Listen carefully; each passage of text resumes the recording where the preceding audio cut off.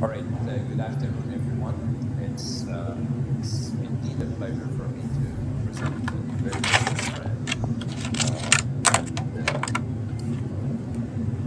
and a scholar and a professor. So let me do the formal presentation of our speaker today, uh, Professor Dallas Little. He's a university distinguished professor, and he's the chair professor and the Regents professor at the Zachary Department of Civil Engineering at Texas A&M. He's as well as senior research fellow at the Texas A&M Transportation Institute. He received the C.V. Wotton Career Achievement Award from TTI in 1999. He has authored more than 260 peer-reviewed papers and 5 chapters and 3 books. He's a distinguished member of the American Society of Civil Engineers, and he has delivered distinguished lectures, including the Turner Lecture and the Carl Monosmith Lecture. He served as the inaugural editor-in-chief for the ASC Pavement Journal, and he's currently the honorary editor-in-chief of that journal. He's also serving on the board of trustees for the ASCE Foundation, which is responsible for the donations that keep the foundation of the ASCE going. I can keep going with the credentials of Professor Little, but I think we wanted to have some time to learn from his experience and his outstanding work over the years. Today, he will be talking about applying molecule dynamics toward a better understanding of performance of pavement materials. So before we start, I would like to give a little background about the Kent Lecture.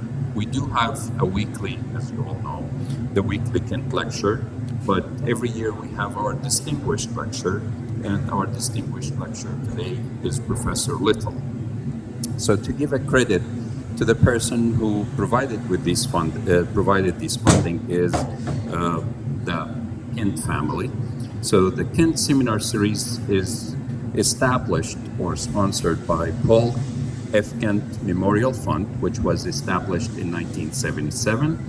And the idea is to support the transportation scholarly work. And since then, I think I would say that in 2006 we established this Kent Lecture, and it is part of the Civil Engineering Department. To give you a little background about Paul Kent, in 1920 he became an alumnus of the UIUC Civil Engineering, and he has been held with the highest regard by the Civil Engineering Department here, and he was actually received the Alumnus Achievement Award. He was the first to hold it. He was a founder and president of the University of Illinois Civil Engineering Alumni Association, and he was a contractor. He has his own business here, and he also worked in several states around the state of Illinois. So in recognition of the Fund family, we always have our distinguished lecture on an annual basis. Today, it's my pleasure to have a very good friend and a scholar and a person who has a lasting impact on the civil engineering and the pavements in general. So, Professor Lowe, it's my pleasure to have you with us today. And I need to add, he's not a stranger, has been here, and his master's degree from the University of Illinois. And I guess I should also mention that he did serve on the Air Force, and we did have a lot of good time traveling together and do things together. So Dallas, it's my pleasure to have you with us today. Thank you, Mud. Appreciate it.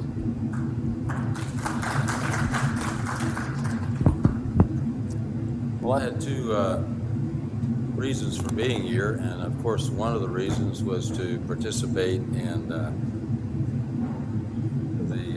investiture of Professor Al-Qadi, which was a great event, and it was quite an honor to hear all the warm tributes that Imad had, and also a great pleasure today to meet with some of the students and discuss some of the outstanding work.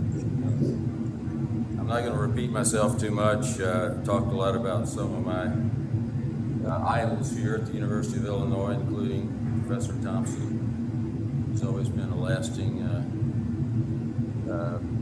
resource for me and someone that I've always admired both as a person and as a scholar, and so many others. Harold Tumler, worked closely with Harold, Jeff Ressler, and of course my Professor Alcott. So without much more ado here, I'll try to see if I can open the fancy screen that I don't know how to do, but somebody did.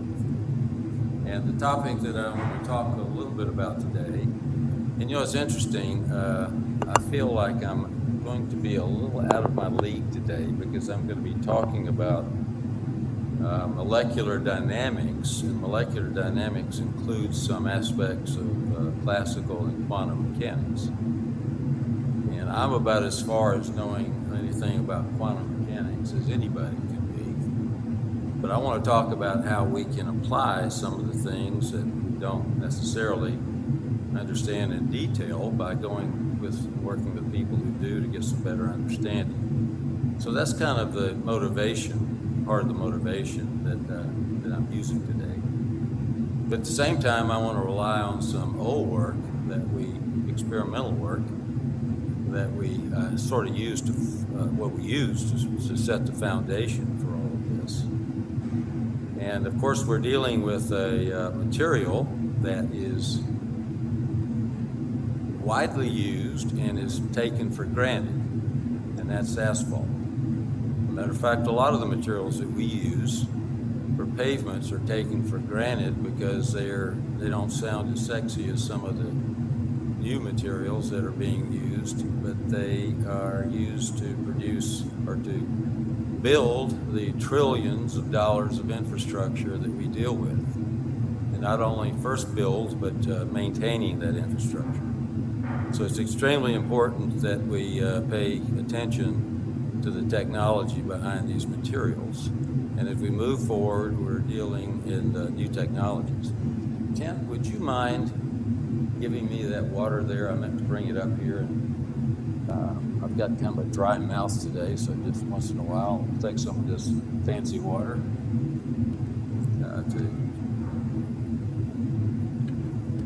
to wet my whistle. One of the important components of asphalt is, well, of course, it's a composite, and I'm sure almost all of you in here know a lot about asphalt, and many know more than I do about it. But asphalt's a composite. It's a complex composite comprising the binder, the bitumen, which in and of itself is extremely variable because it comprises different moieties, which is a term that we use for the different molecular components, all the way from the long chain aliphatics up to the cyclic polynuclear systems like the aromatics. And then within that binder, you're using that binder around the aggregate. And the aggregate is comprised of many different types of minerals. And the type of minerals will define the type of cohesive bond that you achieve between the mastic, the asphalt, and the aggregate. But something that we don't think about all the time, especially if we don't deal with asphalt materials, is the filler, the mineral filler, that is usually smaller than about maybe 20 to 30 microns. Mineral filler is defined as anything less than about 70 microns, but you get down to most of it's less than 20 to 30 microns. So it is floating around in the asphalt, the asphalt binder to form the mastic. So the mastic is a composite of the binder, and the binder's a composite. The binder's a composite of different moieties, different molecular structures. And then you've got these mineral sizes of 20 to 30 microns, or even much smaller, down to 10 or 5 microns in some cases, that are floating around in it. And one of the things that we observed over the years is that looking at these different mineral fillers, hydrated lime, calcium hydroxide, has been used. Sometimes it's put into the asphalt in a dryment state. Sometimes it goes in as a slurry.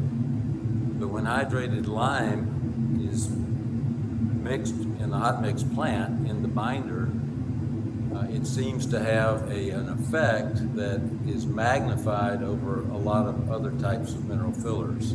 For example, if you break calcium carbonate, calcite or limestone, into a very fine size fraction so that you get down to that micron size level, and you establish a network, if you will, of limestone particles within the asphalt to form a mastic, we don't seem to get quite that level of reaction that we get with calcium hydroxide.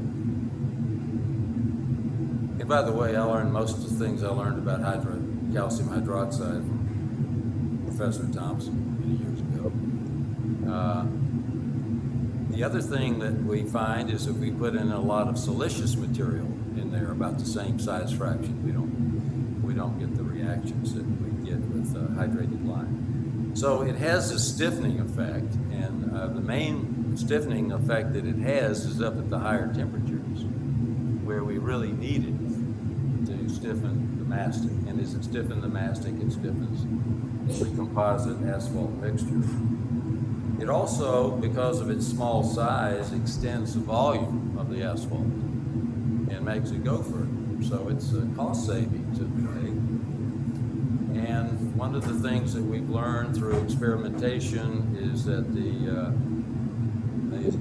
filler, this filler within the mastic, can interrupt the progression of microcracks. And so it might cause the microcrack to take a longer route, or it might burn up the energy of the microcrack as it pins, as the microcrack is pinned.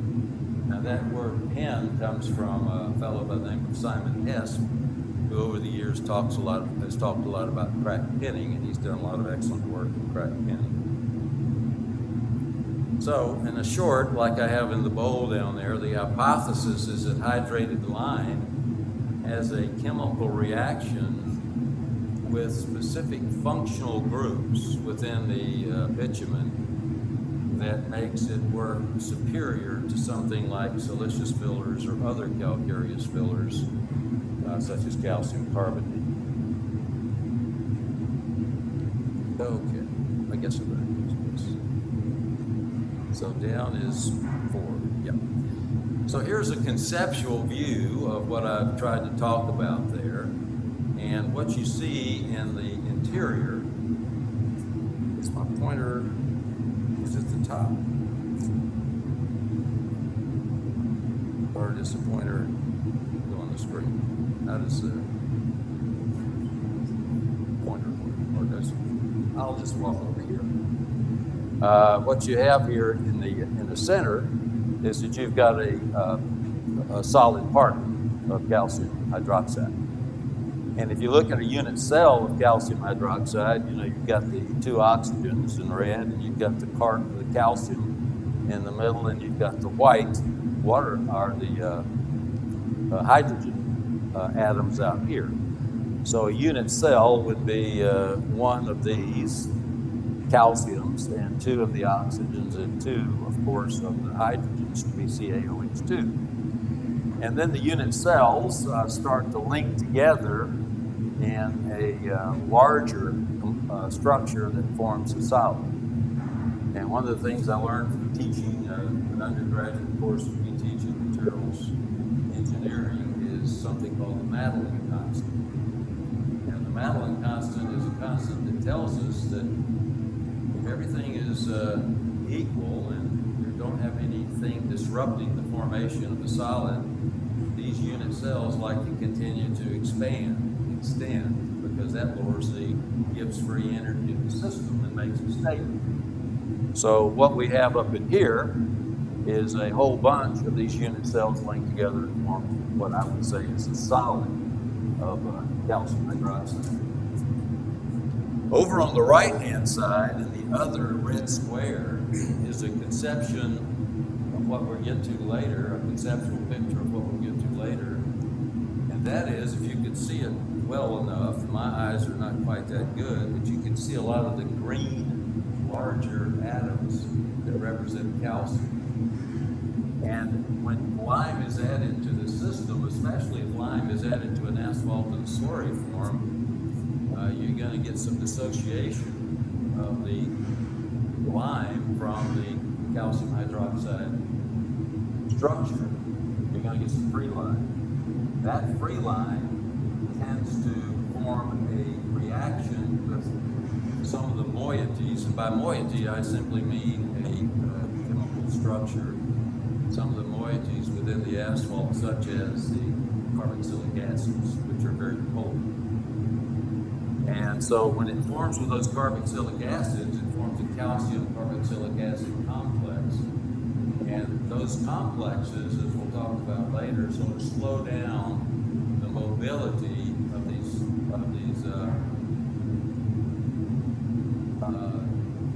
acids, these carboxylic acids, and sort of hold them to the surface of the hydrated lime. So once again, you're getting kind of an idea of what our concept is, and that is that you have hydrated lime, and you see the big solid structure with a many unit cell of hydrated lime, colorful interior.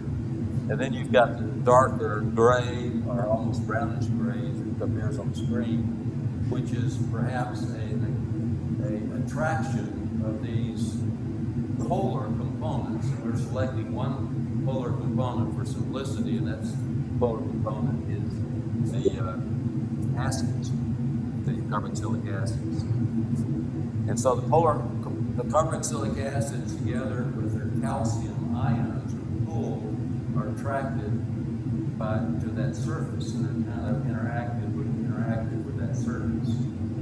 And then as you think about it, as you move away from that surface, the diffusion of calcium ions slows down, the availability slows down, and you're getting to the lighter gray, and so it's held with less of a pulling power in that second halo. And then you get out to the lighter halo, and you've got less concentration of the calcium-based carboxylic acids. That concept sort of fits our view of an active filler. And I had the great pleasure of working with Clayton Peterson, who is probably, over the years, is probably, if not one of the outstanding asphalt chemists in the world. Of course, Clayton passed away about 3 years ago, but he lived into his 90s and continued to be very successful and very important in asphalt chemistry. And he agrees with this concept. He agrees with that concept. And so the idea maybe is that if it works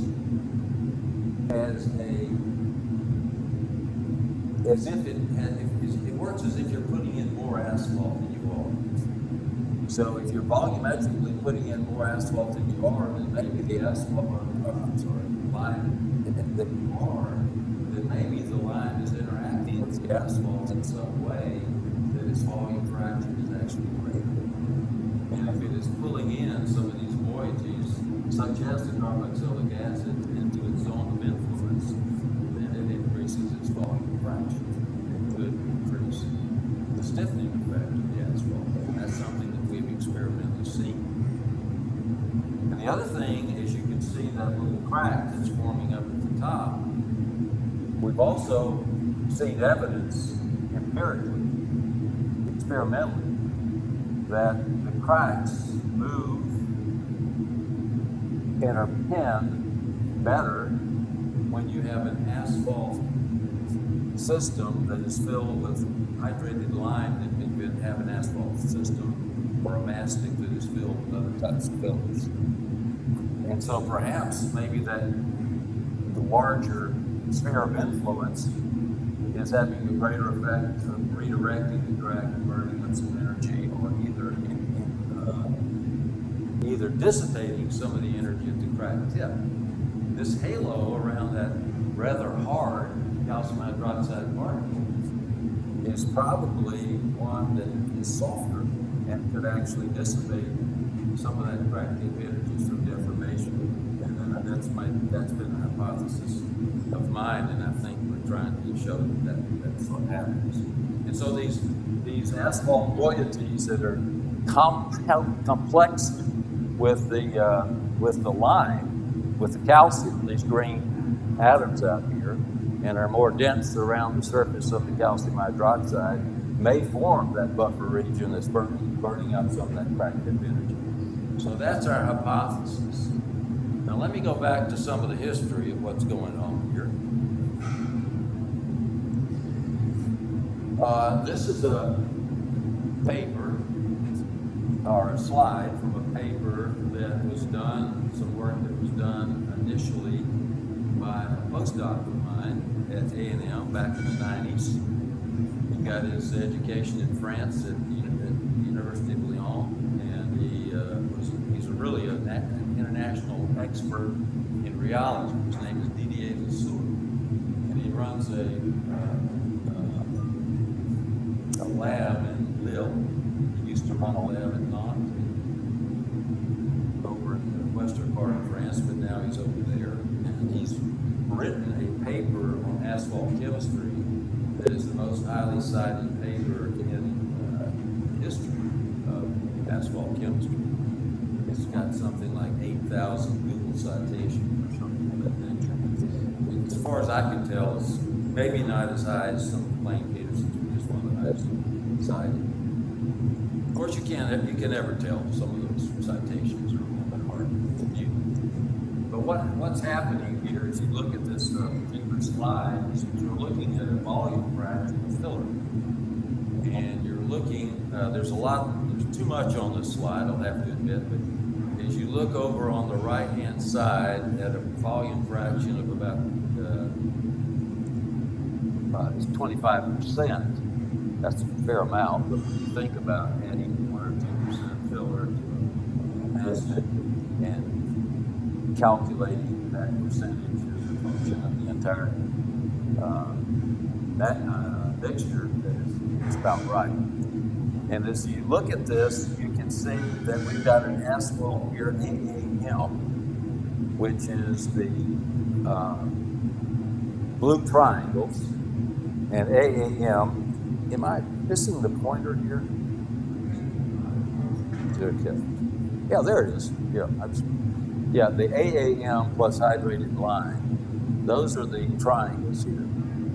And then you've got, that's what I want you to focus on. Too much data here. Then you've got AAM with LS, which is limestone fines or calcite fines.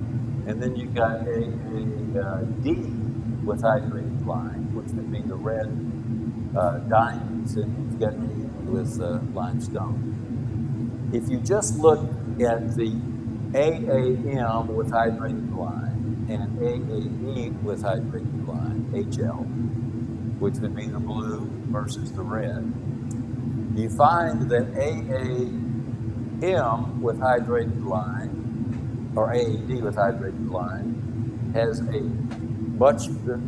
lime has a much more profound filler effect than does hydrated lime and AAM.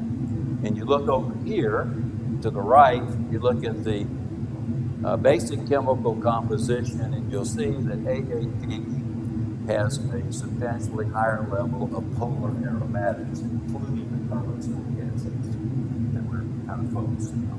But we're just focusing on those as a representative of some of the polar fillers. AAM, on the other hand, is pretty sparse in terms of aromatic or polar aromatics or polar fillers, polar components. And what we're seeing there is it kind of stands up to our hypothesis that the hydrated lime is interacting with some of those polar components or polar moieties of the asphalt, one of which would be carboxylic acids. And on AAM, where you're sparse in terms of those polars, well, it's acting as a filler, but it's not acting as an expanded greater interaction, having sort of that halo effect of their hypothesis. And you could also go a little bit further and look at the fact that the the LS, which is the limestone, whether we're dealing with the AAM or the AED, is a lesser effect than the hydrated lime. So that's the slide that kind of is a historical slide that Didier Lesueur worked on in the 90s and gave us some convincing evidence that there is some type of an active nature about hydrated lime, especially when you have an asphalt components. Okay, then Didier did some work with fracture. And although this data set is not quite as complete, let me show you how to step through it. If you look at the chart over there on the upper right, that's the same information that we looked at before, and it just establishes the fact that AAD is more polar, has more polar moieties, moiety being just a nature of an asphalt, of an organic complex within asphalt.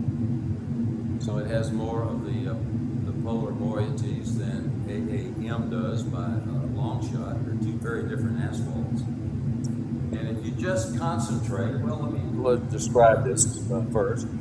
We've got the red triangles, which are again consistent with what we had before. That would be hydrated lime as the filler, in this case, in AAD, reactive asphalt. And then you've got the green triangles, which are hydrated lime AAM, asphalt with low levels of pollutants.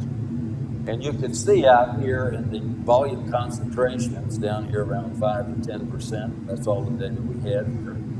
You can see they're kind of clumped together, but in general, although there's not a strong difference, you can see higher levels of fracture toughness with AAM and AAD. Not a profound difference, but some.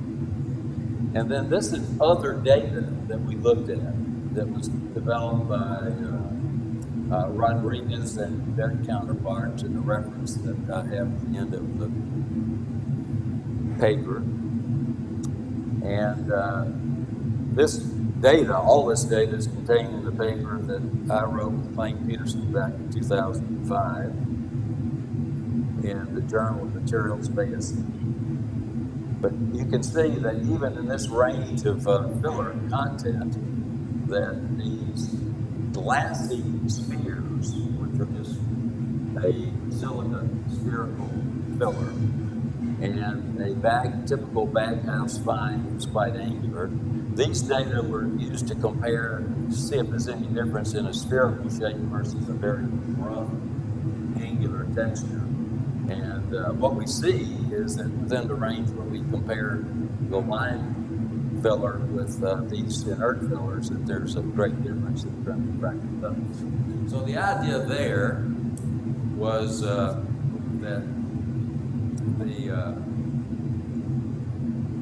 the idea there was that the hypothesis that we first talked about is probably still working, because if we have this interactive halo or this interactive region around the lime inclusion, then perhaps that's giving a greater propensity to redirect energy to the crack, or maybe even absorb the energy of the crack. If the crack runs right into a hard solid, it may be redirected, but if it runs into a halo, if you will, using the term halo as kind of a absorbed layer around the hard inclusion, if it runs into that and it's relatively soft, it can dissipate that crack energy and not only redirect the crack, but maybe dissipate the energy of the crack. And, I don't know if that's exactly what's happening, but that was our hypothesis. And it seems to be working fairly well with the data, although the data set's somewhat limited. Okay. Finally, in the experimental data that we had, one of my former students, Professor Kim, Young Rock Kim, who's now at A&M, and previously was a student, or was a professor, full professor at the University of Nebraska in Lincoln, where he was very successful as a researcher. Young Rock ran some DMA, dynamic mechanical analysis test, where you would take a little cylinder of asphalt. In this case, it was a mastic, but it had a little bit of sand in it to complete the composite. And you ran these torsional tests. And so without going through a lot of detail, he was looking at something called dissipated pseudo-strain energy. Another one of my former students, Professor Kim at North Carolina State, Richard Kim, did a lot of work in separating out the viscous effects and time-dependent effects from his testing to separate the elastic and the viscoelastic components. And so this dissipated energy is what energy that goes into causing failure. And what essentially you see here is that we'll just take one strain level, which is about right here, and you can see that this black line with the X's takes a lot more dissipated pseudo-strain energy before failure occurs than the others. So to make a long story short, that's a good thing, because you're having to burn up a lot of this energy before you cause torsional failure. And that material there is going to be, I said it totally wrong, didn't I? That material, I should say just the opposite. It's the AAM that's the best, because the energy, the cumulative dissipated energy, meaning it's not a lot of failure-based energy that's being burned up. The diamonds are falling down here as compared to the AAM, which is way up here. So this is AAM with hydrated lime. That's going to be the asphalt that has a small amount of polar components in it to react with the lime. And the AED is down here. That's a large amount of the polar components to react with hydrated lime. So if you don't understand dissipated energy at this point in time, don't worry about it. The fact is that this is good and this is bad. And so the AED is dramatically outperforming at the same concentration level the AAM. So it's taking a lot more energy to cause failure.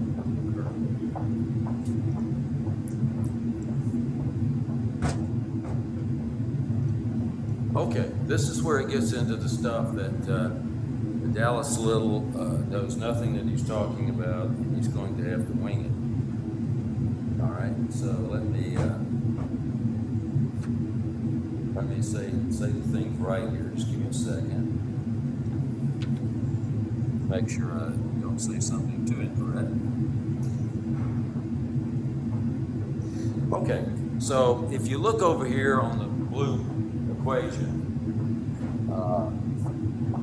that's the Schrodinger equation. The Schrodinger equation is a wave equation that is used in quantum mechanics to understand what's going on. It's really not that difficult, because this term over here is actually just the kinetic energy term. This is a potential energy term. That's the total energy. But the key here is a simple concept, and that is that these techniques of physics are used in quantum molecular modeling. And quantum molecular modeling is going to be the basis for some of these molecular dynamics that we're trying to use to see what's going on at a more intricate level with the lime as part of the mastic. Now, in Schrodinger's equation, what you do is Schrodinger's equation looks at the probability of the location of every single electron in the whole system.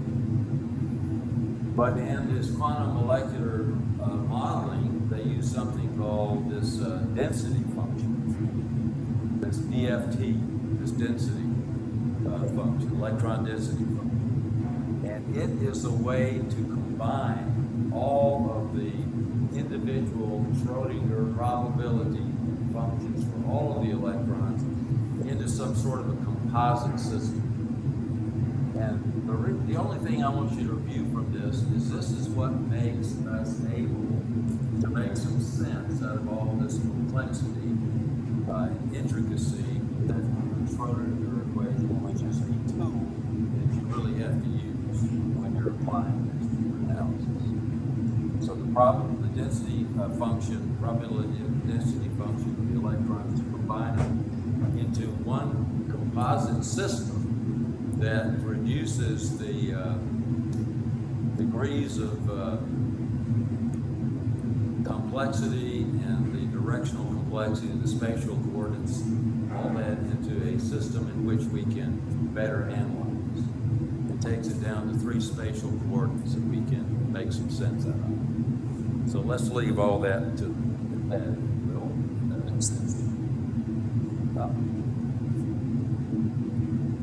All right, so that's what we're going to be using. We're going to say, we're going to use this fancy tool called molecular dynamics, and this takes an enormous amount of computational time, and we're going to try to see if we can use this tool to validate what our experimental observations have shown us.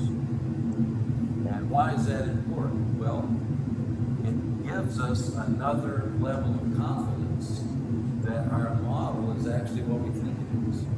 That our model is truly, because we're getting some interaction between the hydrated lime surface, that large hard surface of calcium of hydrated lime, and certain components or moieties within the asphalt.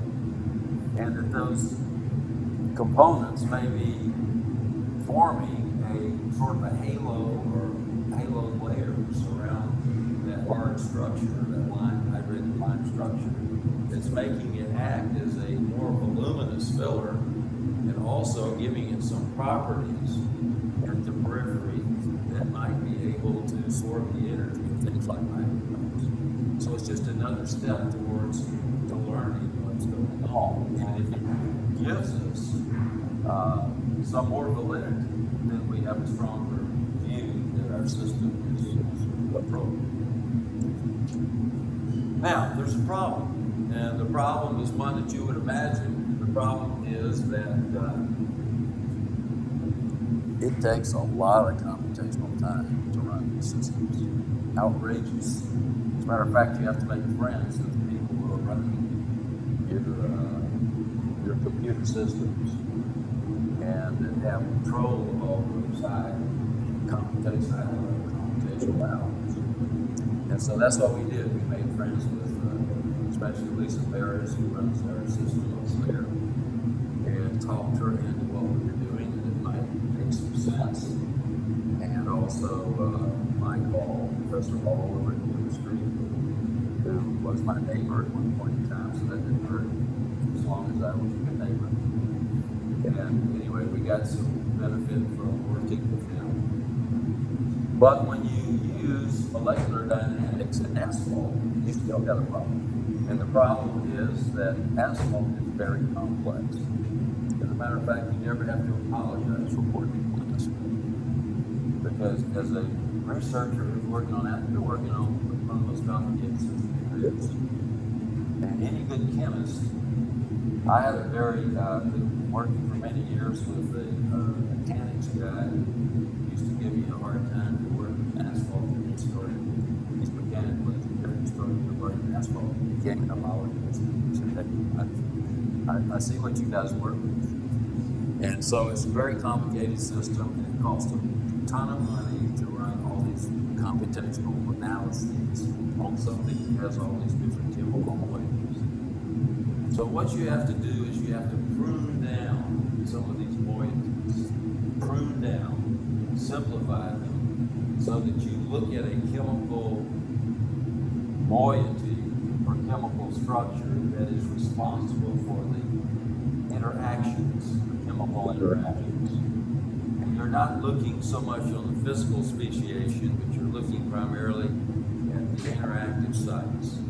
So over on the left-hand side, you've got a list, and you've got a list of 1, 2, 3, 4, 5. Anything from the oxalic acid down to the one that I never can pronounce, the decocaine, or whatever it is.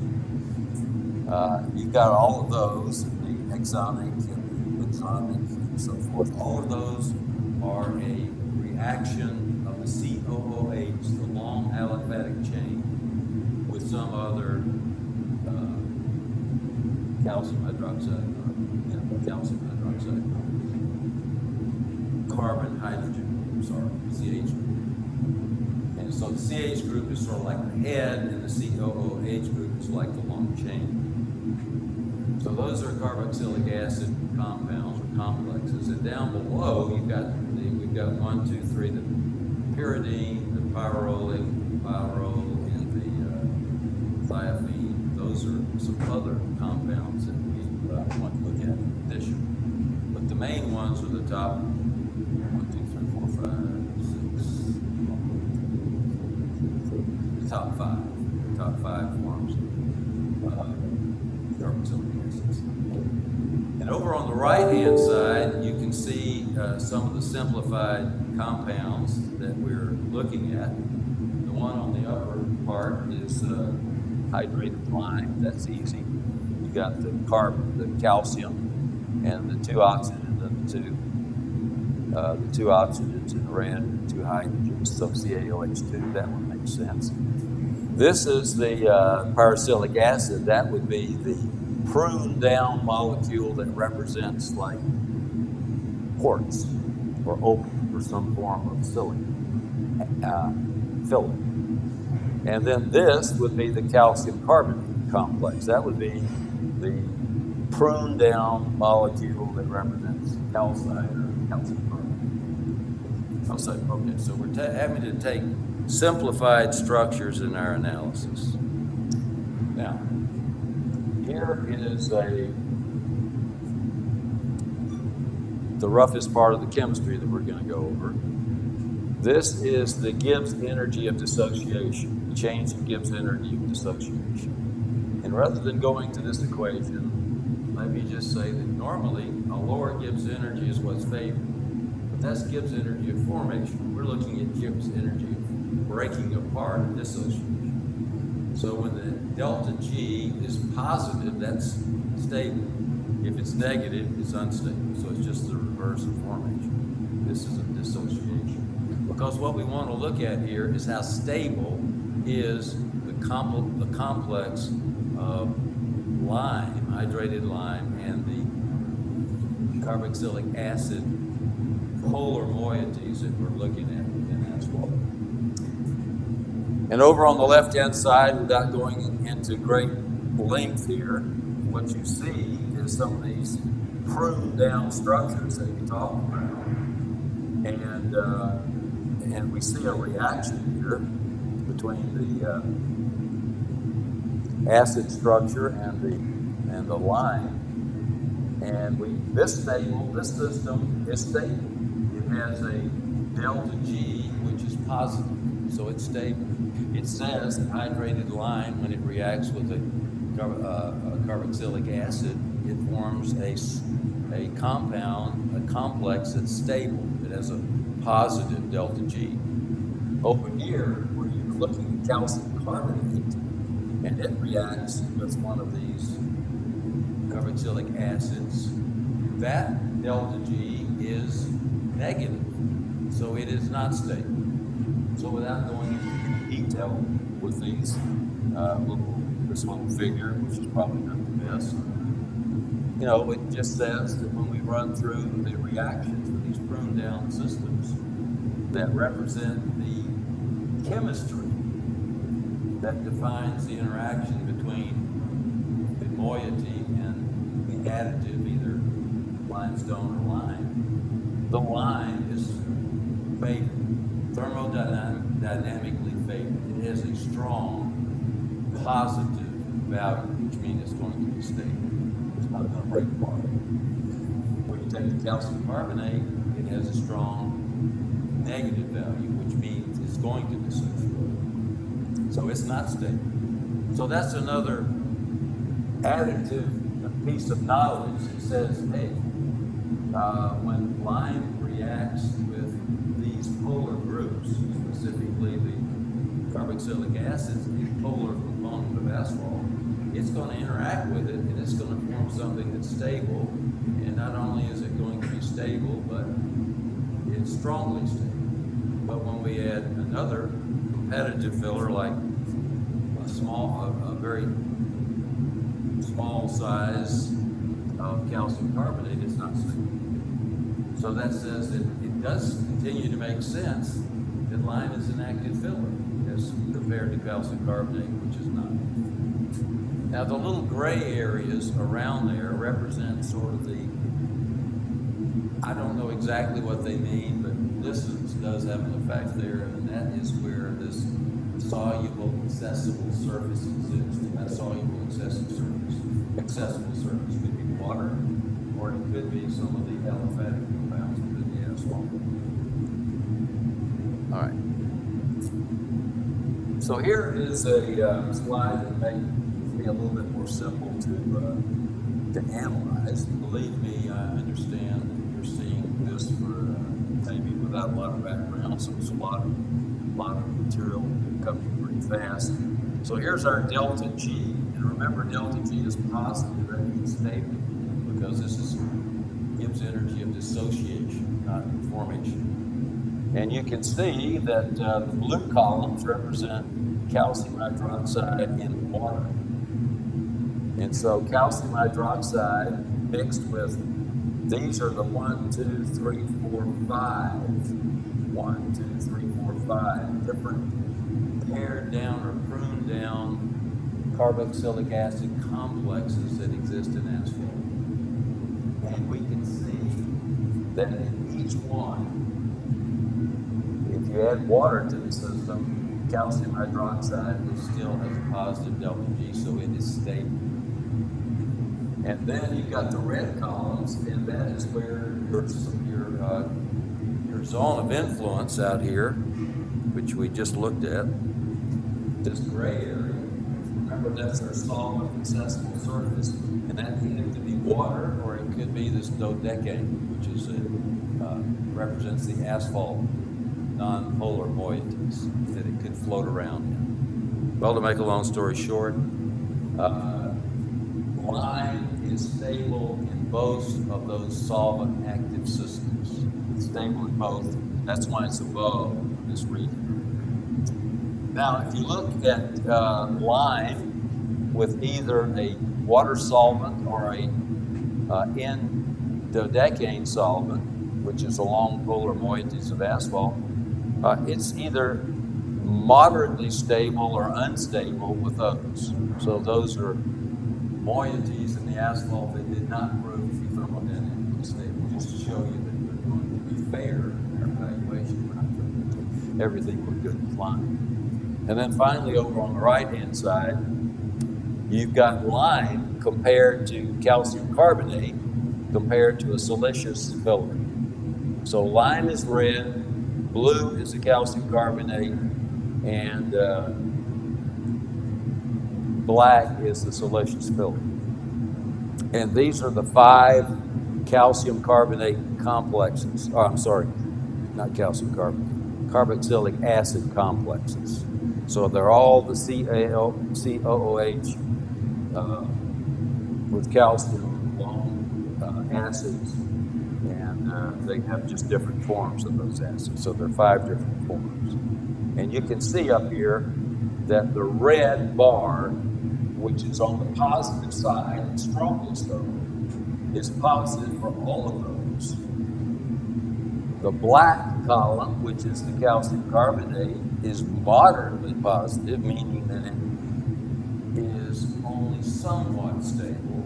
And then the siliceous filler, like silica or something of that nature, is generally non-stable. I think I said that backwards.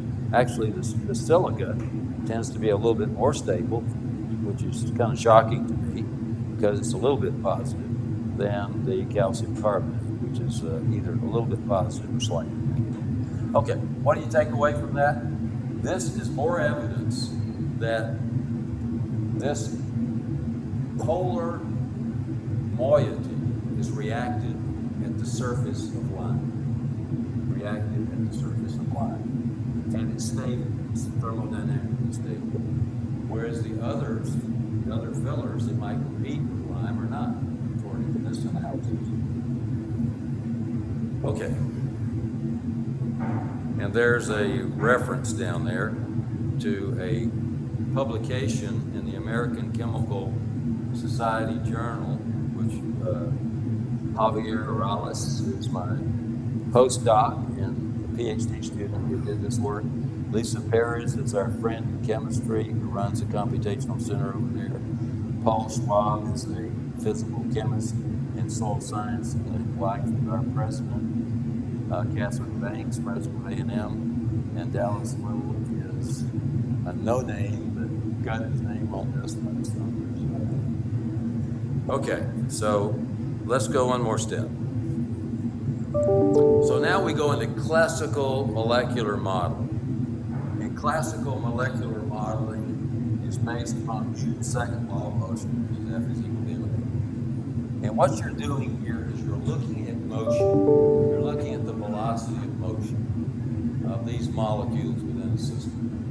And we don't have to go into any of the chemistry or the physics depth there. By the way, I'm not that far in me. This is a basic form of F is equal to ma. And you've got all of these components that are related to the velocity of the system. In effect, you've got the bond strengths, the angle bending, the bend of the angle, the torsion, the movement of the system, the inversion. You've got the electrostatic forces, the van der Waals forces, all of these affect that motion that's going on in physics. And then over on the right-hand side, you've got really the Einstein equation. And the Einstein equation is the limit is the time goes to infinity of the derivative of the mean square distance with respect to time. But all we need to know is that's diffusion. That's some form of self-diffusion. That's all that is. And the units are angstrom squared per time. Just like the units of diffusivity and Fick's first law and Fick's second law is going to be equal to meter squared per second. Right? Same guidance. All right, so then we can move over to a couple of animations. Please work. No, please don't. Let's see. It's supposed to wiggle, but if it doesn't, it doesn't matter.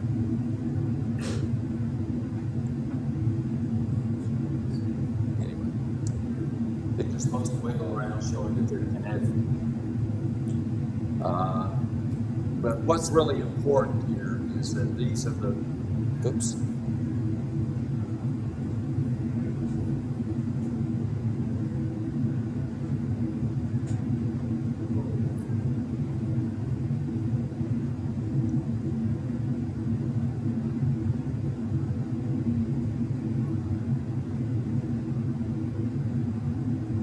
What that did make that wiggle?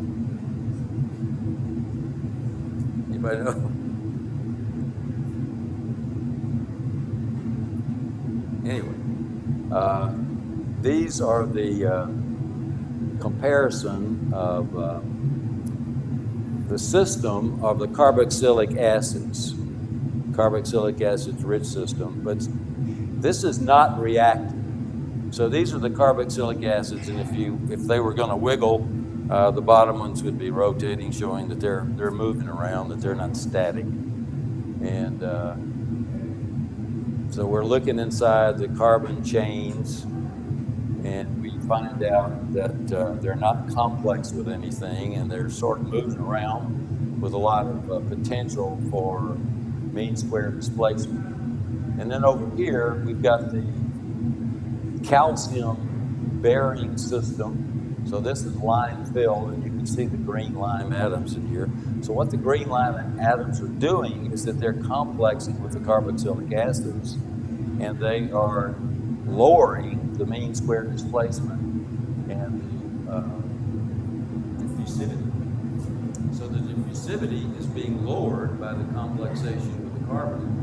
And that feeds into our theory that says once we complex some of those carboxylic acids near the surface of the lime inclusions, they're not going to move away. They're kind of static at that location. So it sort of supports that halo effect. And that's what we're trying to get to. So here's a picture of the mean square displacement as a function of time. And up on the top, you can see the unreacted carboxylic acids, the COOHs, and the red triangles. And down below, you can see the blue diamonds, which would be the calcium reacted or calcium complex carboxylic acids. And you can see, especially when you get out to about 50 picoseconds, there's a large difference in the mean square displacement, meaning that there's a large distance in the diffusivity. So once again, it shows that continually over time, they're beginning to be locked in position. And that supports our hypothesis that you've got a layer that's developing. And remember that we're having, because of computational time, the intensity, cost of the intensity of the computational time, we're having to focus in on a pruned down moiety that represents what's happening in the asphalt. So we're looking at the carboxylic acid. Let's look at the next one. So the next one, well, there we go. You just never know when it's going to wiggle. All right, so the next one, there we go. They're all wiggling now. When you don't want them to wiggle, they just. All right, so here's the motion of the calcium carboxylate chains with the unreacted and the reacted. And you see generally the same kind of thing. So this is pretty much redundant.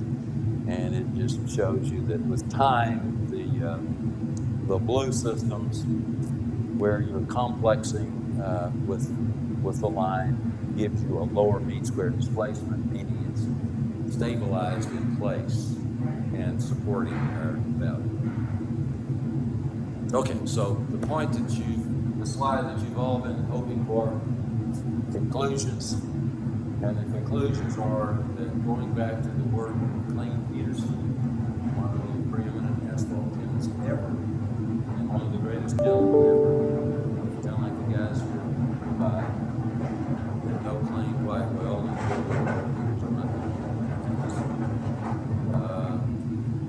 WRI, and some of the work that I was very privileged to do with him, and also my former postdoc, and I think one of the guys I have tremendous respect for, Dr. LeSueur and Richard and Young-Rod Kim, my colleague at A&M.